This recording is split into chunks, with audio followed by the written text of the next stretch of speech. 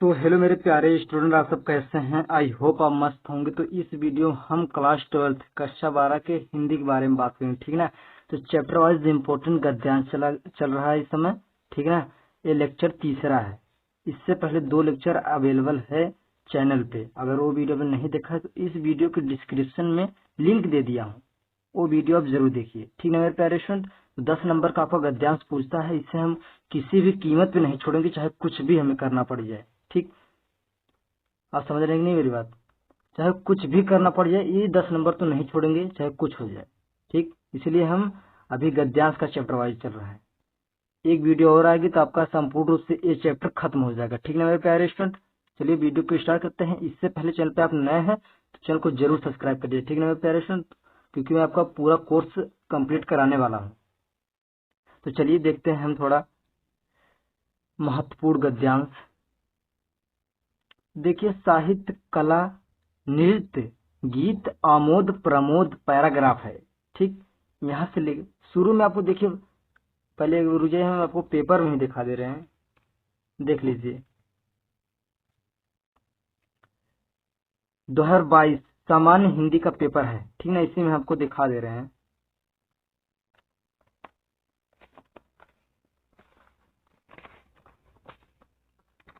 देखिए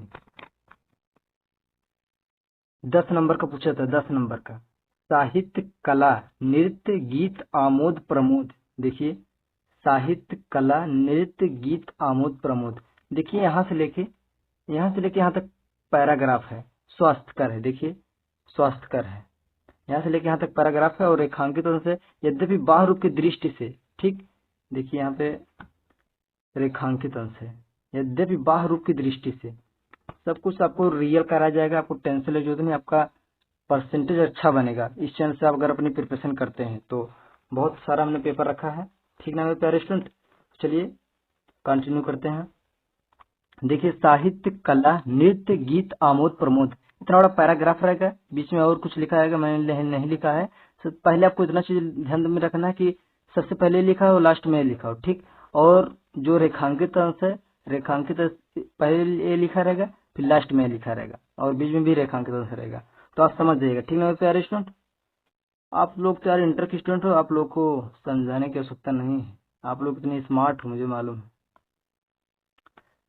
पहला क्वेश्चन पूछा था है कि उपयुक्त गद्यांश के पाठ का शीर्षक एवं लेखक का नाम लिखिए मेरे प्यारे स्टूडेंट। ठीक, तो चलिए लिख देते हैं ना, कौन सी दिक्कत है। प्रस्तुत गद्यांश हमारी पाठ्य पुस्तक गद्यखंड में संकलित राष्ट्र का स्वरूप नामक पाठ से लिया गया है, जिसके लेखक वासुदेव सरलवाल जी हैं। ठीक, इतनी चीजें क्लियर हुई कि नहीं? अब देखते हैं। हाँ, राष्ट्रीय जन अपने अपने मानसिक भाव को किन किन रूपों में प्रकट करते हैं? राष्ट्रीय जन अपने मानसिक भाव को साहित्य, कला, साहित्य, संगीत तथा कला आदि कई रूपों में प्रकट करते हैं। ठीक, बढ़िया है। संस्कृत के आनंद पक्ष को कौन स्वीकार करता है? सहृदय व्यक्ति ही प्रत्येक संस्कृत के आनंद पक्ष को स्वीकार करता है और उससे आनंदित होता है। मानसिक और स्वास्थ्यकर शब्दों का अर्थ लिखिए। तो मानसिक और स्वास्थ्यकर का अर्थ है इस प्रकार ही उदार भावना ही विविधता जनों के बने हुए स्पष्ट के लिए स्वास्थ्यकर और मानसिक शब्द का अर्थ है। रेखांकित अंश की व्याख्या कीजिए। पीडीएफ की टेंशन आपको लेने की जरूरत ही नहीं है, पीडीएफ तो आप ही लोगों के लिए मैं इतना मेहनत करता हूँ ना। तो पीडीएफ आपको मिल जाएगा टेलीग्राम के चैनल पे, वहां जाकर चैनल को सब्सक्राइब कर लीजिए, वहां से आप रेगुलर पीडीएफ वगैरह सब कुछ लेते रहिए, ठीक है मेरे प्यारे स्टूडेंट। तो हम देखेंगे अगले स्लिप में रेखांकित अंश की व्याख्या। ये बहुत मोस्ट इंपोर्टेंट है, ए वाला जो मैंने आपको पहला बताया है, 5वां वाला, एक बार फिर देख लीजिए। ये मोस्ट इंपोर्टेंट है मेरे प्यारे स्टूडेंट, ठीक ना, मोस्ट इंपोर्टेंट। ये आपके अगर बोर्ड एग्जाम में नहीं पूछा गया तो मुझसे कहना, ठीक ना, क्योंकि इस वर्ष पूछा गया है, पूछने की चांस अधिक है। देख लीजिए, साहित्य, कला, नृत्य, गीत, आमोद प्रमोद। साहित्य कला नृत्य गीत आमोद प्रमोद पूछा जाएगा मेरे प्यारे स्टूडेंट। आप लोग को इसको तैयार करना है, किसी भी कीमत पे तैयार करना पड़ेगा आप लोगों को। तो चलिए आगे देख लेते हैं रेखांकित उसका व्याख्या। हाँ, डॉक्टर वासुदेव शरण अग्रवाल जी कहते हैं कि हम सभी जानते हैं, डॉक्टर वासुदेव शरण अग्रवाल जी कहते हैं हम सभी जानते हैं कि बाहरी रूप की दृष्टि से संस्कृत के अनेक बाहरी लक्षण दिखाई देते हैं, परंतु उसके अंतः आनंद में अनेक विभिन्नताओं में हम में एकता है। ठीक, देखिए हम में एकता है। क्या कह रहे हैं डॉक्टर वासुदेव शरण जी? कहते हैं कि हम सभी जानते हैं कि बाहरी रूप से संस्कृत के अनेक लक्षण दिखाई देते हैं, परंतु अंतः आनंद में अनेक विभिन्नताओं में हमें एकता है। ठीक मेरे प्यारे स्टूडेंट, तो बढ़ते हैं अगले 6वें पैराग्राफ की ओर। देखिए राष्ट्र का तीसरा अंग, इतना बड़ा यहाँ से लेके यहाँ तक पैराग्राफ है और बीच में भी कुछ लिखा है। ठीक, मैंने नहीं लिखा क्योंकि वीडियो ज्यादा लॉन्ग हो जाता है, पढ़ने में टाइम लगता है। संस्कृत ही जन की मस्तिष्क है, संस्कृत ही जन का मस्तिष्क है। रेखांकित अंश की व्याख्या कीजिए। मतलब देखिए इतना बड़ा यहाँ से लेके यहाँ तक रेखांकित है और यहाँ से लेके यहाँ तक पैराग्राफ है। ठीक, चलिए तो वही कंडीशन यहाँ भी फॉलो करना है। पूछ रहा है क्या बोलते हैं इसे, संदर्भ प्रस्तुत पूछ रहा है उपयुक्त गद्यांश के पाठ एवं शीर्षक के लेखक का नाम लिखिए। ठीक, तो वही संदर्भ पूछ रहा है ना। प्रस्तुत गद्यांश हमारी पाठ पुस्तक हिंदी ग्रामर संस्कृत राष्ट्र का स्वरूप नामक पाठ से लिया गया है, जिनके लेखक वासुदेव शरण जी हैं मेरे प्यारे। आई होप आप लोगों को याद ही हो गया होगा, मैं इतनी बार आपको बोल चुका हूँ। तो चलिए देखते हैं राष्ट्र का तीसरा अंग क्या है। राष्ट्र का तीसरा अंग क्या है? राष्ट्र का तीसरा अंग जन की संस्कृति है। ठीक, संस्कृत से क्या तात्पर्य है? बिना संस्कृत के जन की कल्पना नहीं की जा सकती। संस्कृत ही जन का मस्तिष्क है। ठीक, राष्ट्र की वृद्धि कैसे संभव है? राष्ट्र की वृद्धि कैसे संभव है? तो संस्कृत, ठीक मेरे प्यारे सुनो, संस्कृत के विकास और अभ्युदय के द्वारा राष्ट्र की वृद्धि संभव है। संस्कृत के विकास और अभ्युदय के द्वारा राष्ट्र की वृद्धि संभव है। तो व्याख्या आ गया, हम लोग देख लेते हैं। वास्तव में संस्कृत मनुष्य का मस्तिष्क है। ठीक, वास्तव में संस्कृत मनुष्य का मस्तिष्क है और मनुष्य के जीवन में मस्तिष्क सर्वाधिक महत्वपूर्ण अंग है, क्योंकि मानव शरीर का संचालन और नियंत्रण उसी से होता है। जिस प्रकार से मस्तिष्क से रहित धड़ को व्यक्ति नहीं कहा जा सकता है, अर्थात मस्तिष्क के बिना मनुष्य की कल्पना नहीं की जा सकती, उसी प्रकार संस्कृत के बिना भी मानव जीवन की कल्पना नहीं की जा सकती।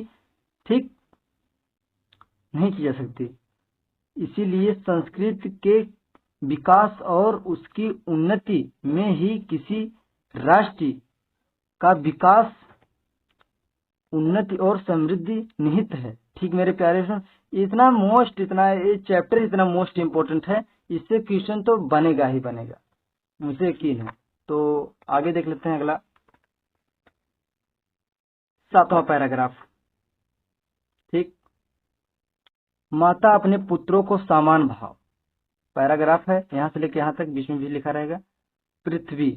पृथ्वी और निवास करने बीच में और रेखांकित से, इसी रेखांकित से और लास्ट में, मतलब रेखांकित शुरुआत में इतना लिखा रहेगा और लास्ट में इतना लिखा रहेगा और बीच में भी लिखा रहेगा। मैंने रेखांकित आपको समझा दिया। ठीक, तो आगे देख लेते हैं।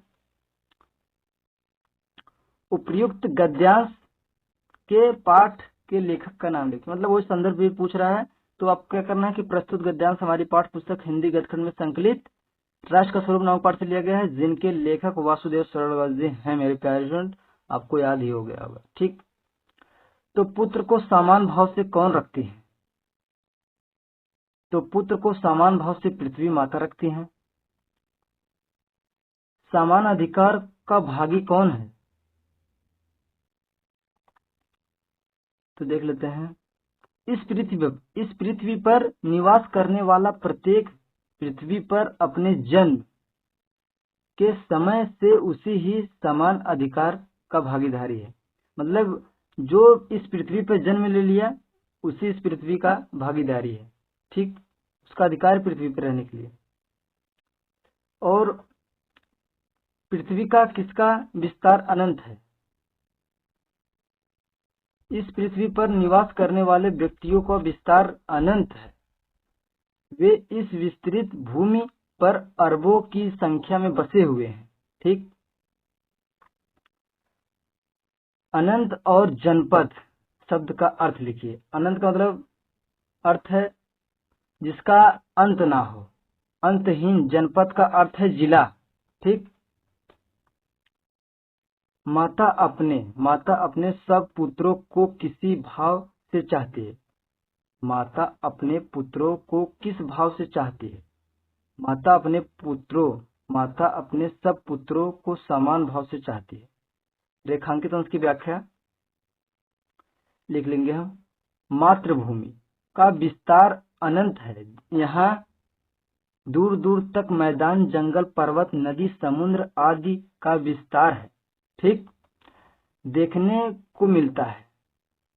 क्या करें? दूर दूर तक मैदान, जंगल, पर्वत, नदी, समुद्र आदि का विस्तार से देखने को मिलता है। इस विस्तृत पृथ्वी पर अथवा नदियों और समुद्रों के तटों पर, पर्वतों या बर्फीले स्थानों पर सब जगह मानव के निवास स्थान है, ठीक।